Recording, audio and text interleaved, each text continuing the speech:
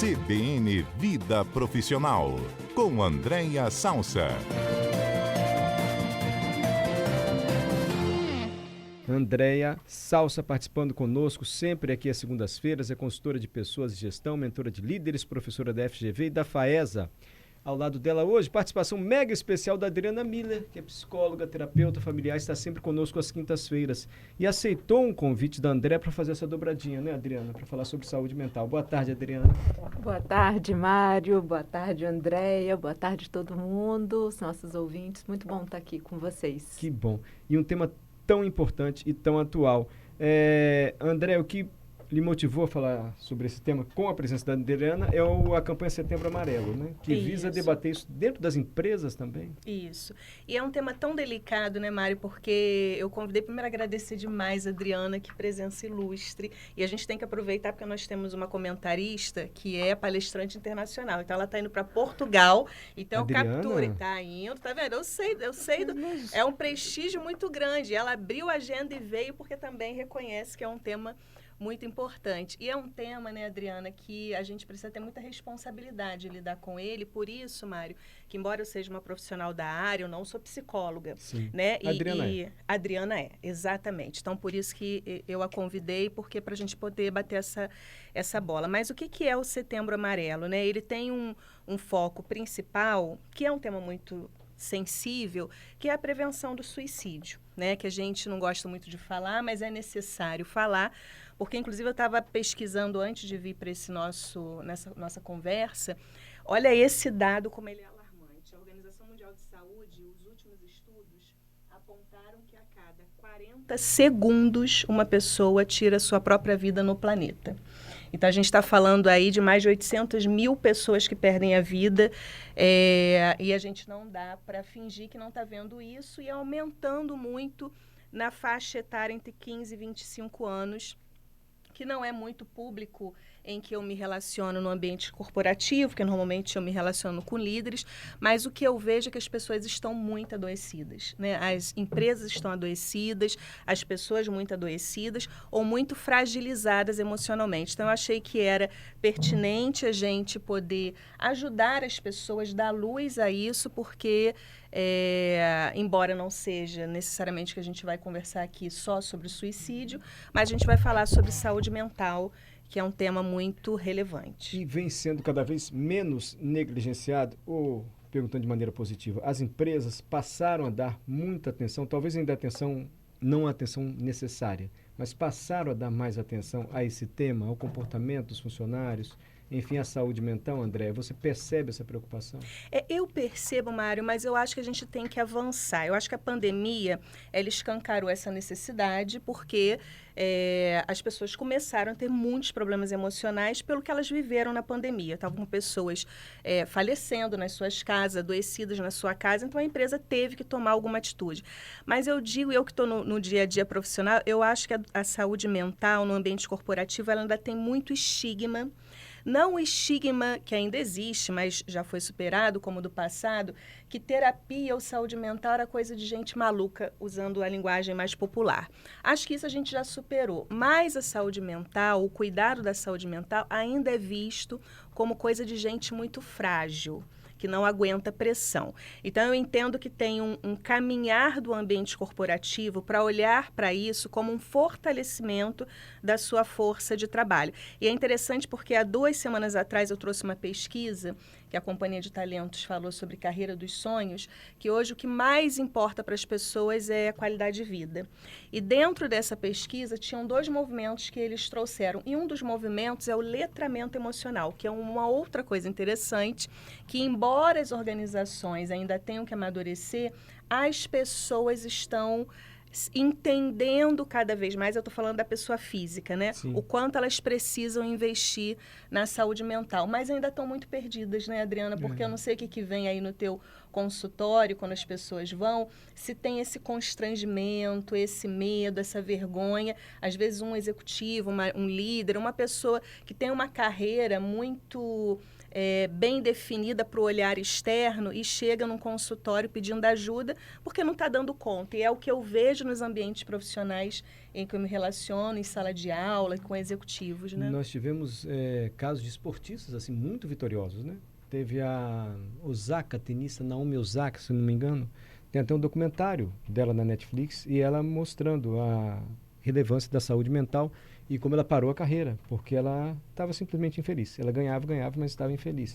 O caso da ginasta dos Estados Unidos, na Olimpíada, que não ela ia ganhar. Pois não? Simone Biles. Não foi? Ela ia ganhar, ela era melhor disparada e ela não quis. Eu não quero, não aguento mais. Entre outros casos, teve um judoca também francês, se não me engano, que largou tudo devido à saúde mental. Semana passada também, Mário, complementando, teve o caso aqui no Brasil do cantor Wesley Safadão. Isso. Que ele, alegando aí várias crises de ansiedade, ele paralisou toda a agenda de shows dele por conta desses problemas mentais que ele estava enfrentando, e ele até falou que ele teve esse receio de paralisar, porque ele é um cantor muito querido, tem toda uma agenda a cumprir, e ele veio a público realmente dizer essa dificuldade emocional que ele está passando. Por 2 semanas consecutivas também, Adriana, a gente comentava aqui com o médico, o Henrique Bonaldi, que quando a gente quebra um braço, a gente vai ao ortopedista. Agora, quando a gente está com algum problema mental, ainda tem um receio de procurar o psicólogo ou psiquiatra, talvez porque o que a André se referiu, dá um sinal de fraqueza, enfim. Você percebe que esse estigma está mudando e as empresas estão buscando um olhar mais atento para ajudar os funcionários? Pois é, né? E vê que interessante isso que a gente está conversando aqui, né? Sim, existe uma mudança dessa percepção de que saúde mental pode ficar para depois ou não é tão importante, né? Mas ainda existe essa ideia de que é uma fragilidade. Eu vou usar o meu tempo com outras coisas e para desabafar eu desabafo com um amigo, com alguém da igreja, né? Vou para um barzinho, enfim. Então, outras estratégias que não são buscar a terapia, né? O que eu acho importante? Cada vez mais está aparecendo esse tema da saúde mental, da importância, isso aí que vocês trouxeram, né?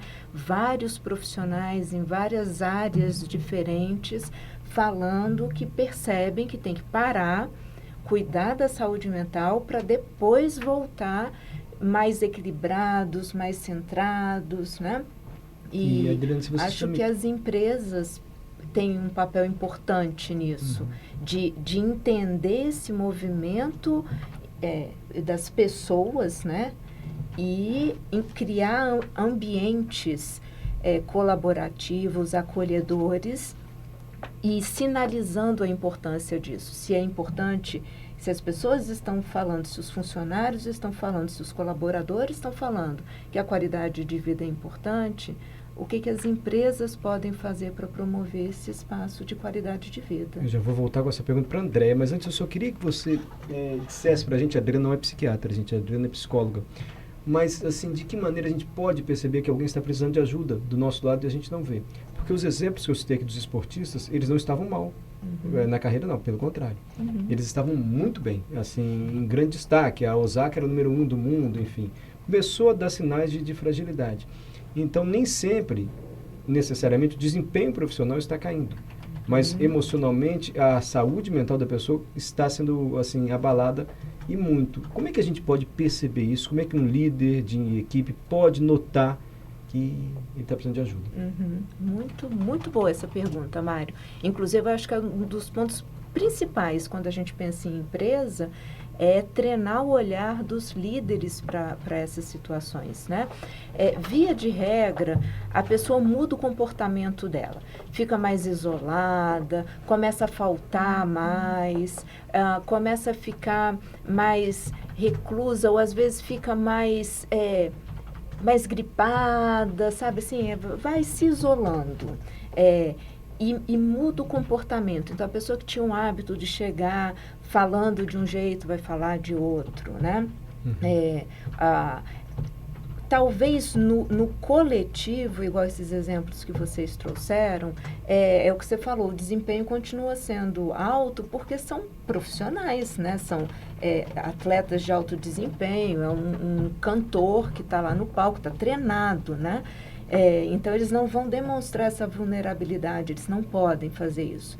Mas é em casa, né? É em casa que eles choram, que eles têm pesadelo, que eles têm vontade de beber ou usar alguma substância psicoativa, né? É em casa que esses sinais de depressão, esses pensamentos ruins, né, que a gente fala de pensamento suicida, o isolamento, a ansiedade, isso é o que vai aparecendo. Indo para o trabalho, começa a dar taquicardia. Então, a pessoa está percebendo que não está bem. O líder ou os colegas vão perceber pequenas mudanças de comportamento. Cabe criar esse espaço de colaboração, de acolhimento, para ou os colegas terem esse espaço interno, não sei se as empresas têm esse código de conduta, né, mais solto, mais amigável, mais flexível, que possibilita chamar para um cafezinho, para tentar entender por que está acontecendo, né? Eu acho que isso é importante. Ou o próprio líder com os dados que ele tem em mãos, né? Ali, então, falta, agora, isolamento. Voltamos para dentro da empresa agora, André. A gente, não sei se a cada 6 meses ou a cada 1 ano, tem aquele exame de rotina com médico de trabalho. Admissional, ou periódico, exame periódico. Ali certamente não se identifica algo sutil, que a pessoa só pode demonstrar em casa e não no trabalho, como relatou a Adriana. E você já disse, ninguém quer se mostrar fraco no trabalho. E sendo bem pragmático, nenhuma empresa quer alguém que vai ficar afastado aí por um tempo por causa de problema mental.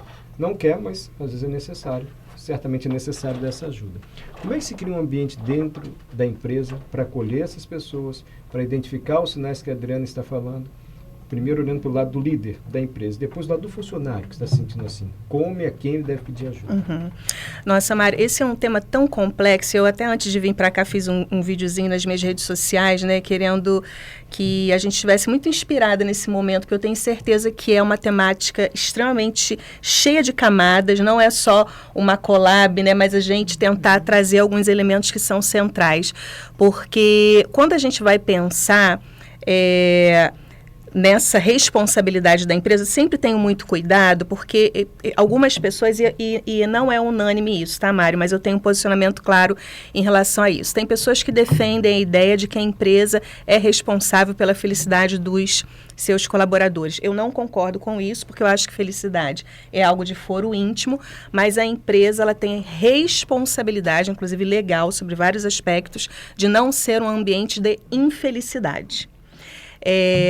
E na hora em que um líder, né, ou a própria instituição entende que os mecanismos que ela produz para que esse profissional, e quando eu lembro dos casos que vocês trouxeram, dessas pessoas, inclusive a ginasta, né, ela minutos antes falou assim, eu não vou entrar, foi um protesto que ela teve, né?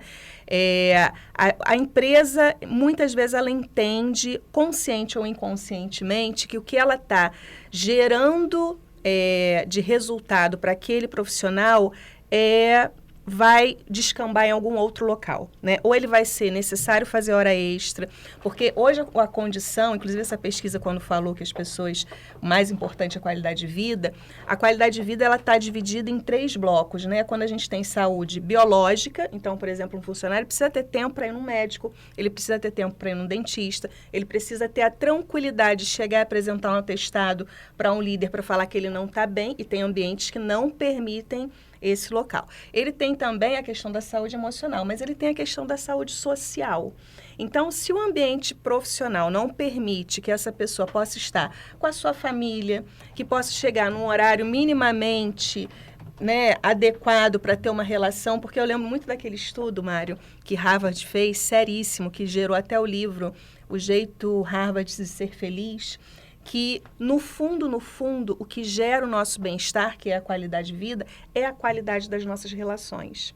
Então, se eu tenho uma qualidade numa relação positiva com a minha liderança, que não significa passar a mão na cabeça ou deixar sair o horário que quiser ou chegar o horário que quiser, não é disso que a gente está falando, mas ter a tranquilidade de falar para o meu chefe que, assim, hoje não vai dar para trabalhar todo final de semana, por exemplo. Porque eu tenho uma família para dar conta, eu quero estar na refeição com meu filho, eu quero ir na reunião de pais dos meus filhos. E esses elementos, eu acho que têm se tornado cada vez mais relevantes para a força de trabalho, Lembra que a gente tem discutido muito que o trabalho ele tem mudado a posição na centralidade da vida? Né? Eu sou de uma geração, né? Nós aqui somos de uma geração onde durante muito tempo o trabalho era muito central. E hoje, não só nós estamos revendo isso, como as novas gerações reconhecem que o trabalho é relevante, mas não é só trabalhar. Eu quero ter, né, a minha condição de convivência. Então, Mário, por isso que eu digo que o assunto é tão complexo. Sim. E como a gente gosta de trazer objetividade para os nossos quadros, né? Um líder que está ouvindo fala, nossa, mas será que eu sou o algoz dessa saúde, né, mental? Pode ser que eu seja na medida em que eu peço. Eu mando uma mensagem para o meu funcionário sexta-feira, 11 horas da noite. Né, em que ele já está. Ou eu aciono uma pessoa no final de semana onde ele tem que estar ali recuperando a sua condição familiar. Ou eu sempre coloco a escala dessa pessoa num sábado, achando que ele tem que estar sempre muito bem disposto.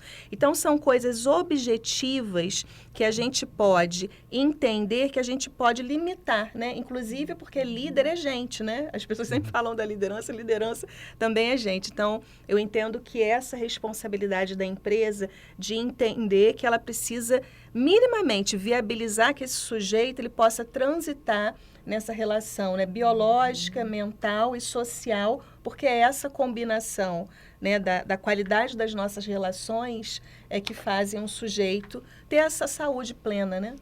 E vê só que interessante isso que a Andréia está trazendo, né? Esse ano, o tema do Setembro Amarelo é se precisar, peça ajuda. Esse é o tema central. Justamente trazendo luz para a questão das relações sociais. Existem pessoas ao entorno de cada um de nós muito dispostas a nos ajudar. Muitas vezes até percebendo que a gente não está tão bem assim. Só estão esperando a gente pedir ajuda. Então, essa questão das relações sociais é muito importante. O vínculo afetivo, a rede de apoio. A gente saber que tem pessoas ali em volta da gente dispostas a nos ajudar. Então, se precisar, peça ajuda. O CBN Cotidiano hoje traz um tema muito importante que é a saúde mental. A gente está conversando com a Adriana Miller, que é psicóloga, e com a Andréa Salsa, que é especialista em carreira profissional, assim, mercado de trabalho, e elas estão se referindo ao Setembro Amarelo, que é uma campanha que chama atenção para isso. Temos muitas participações de ouvintes aqui, tá? Eu queria falar de burnout também, para a gente explicar direitinho a diferença de um cansaço, para isso que incapacita as pessoas e traz sofrimento também, como é que a gente pode explicar e ajudar. Juliano, gostaria de saber se isso que vocês estão falando reforça a necessidade em não negociar férias e o que é recomendado para quem é autônomo, para quem é um trabalhador autônomo no período das férias. André, quer responder para ele? Posso.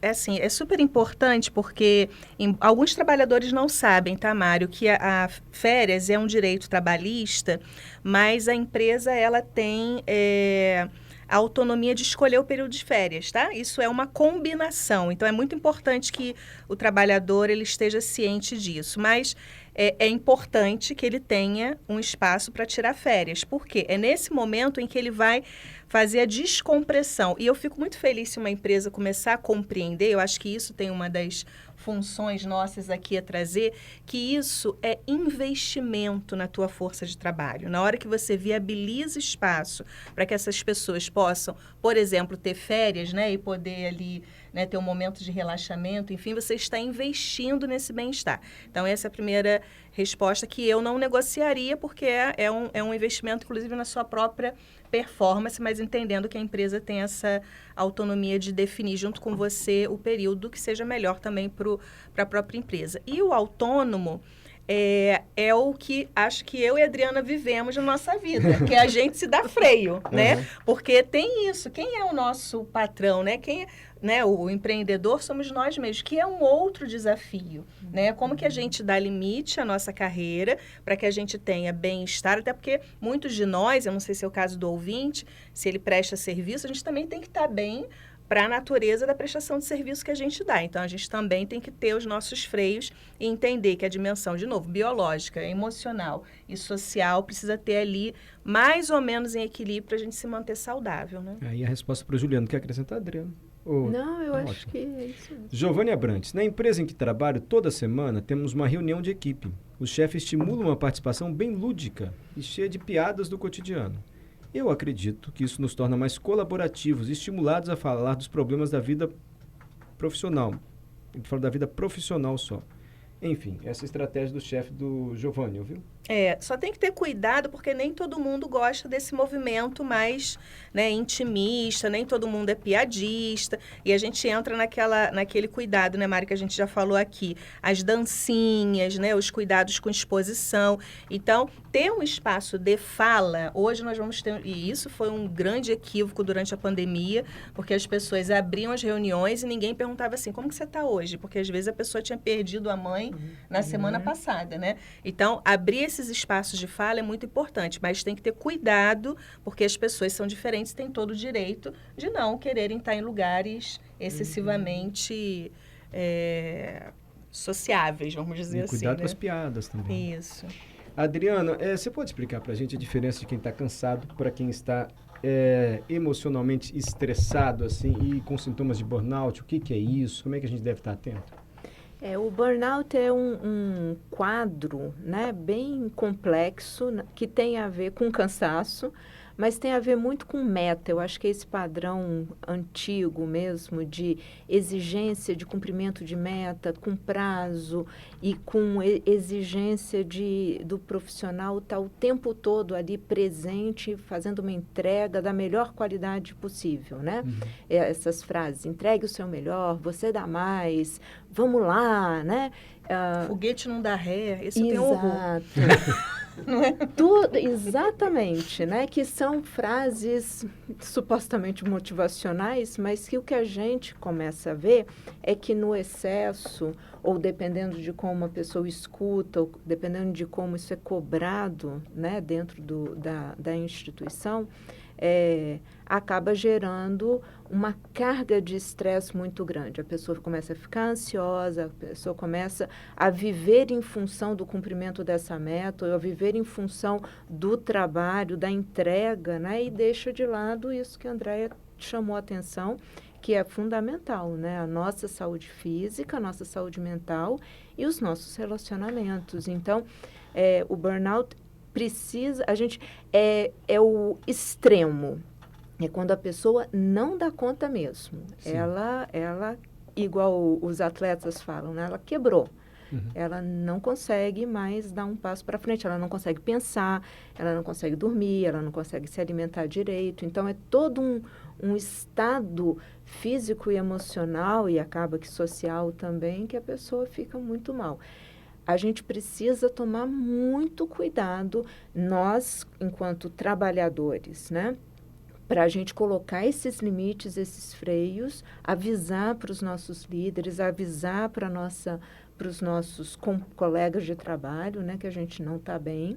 Por isso que é importante, né? Imagino que as empresas promoverem esses espaços de colaboração, de acolhimento, de uma ajuda mútua lá entre eles, né? O líder está muito atento para realmente as pessoas conseguirem controlar esse movimento do burnout antes, quando ele é só um cansaço.